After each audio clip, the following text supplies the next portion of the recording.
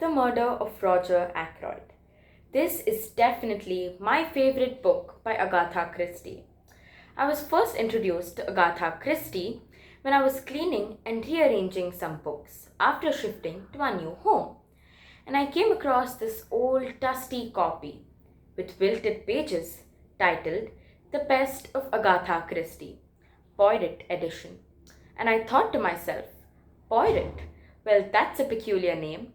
And that is exactly how Hercule Poirot is, a peculiar, pompous, and a rather boastful man who firmly believed in method, order, and the work of the tiny grey cells, as Agatha Christie puts it. I was ashamed of myself for not knowing who Agatha Christie was. She was, after all, one of the most celebrated crime fiction authors of all time. This book is about Roger Ackroyd, a man who knew more than he should. The story is set in a small village where word gets around rather quickly.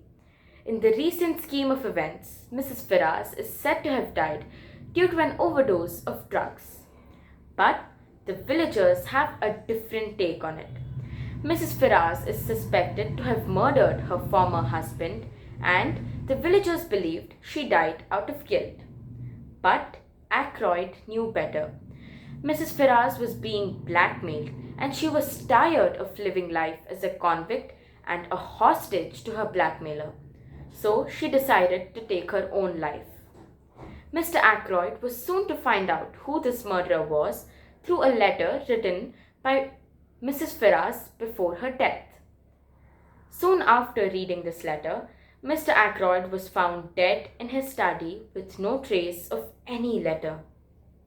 Poirot took up this case and was accompanied by a friend who was also quite close to Mr. Ackroyd, who maintained a record of sorts with all his observations.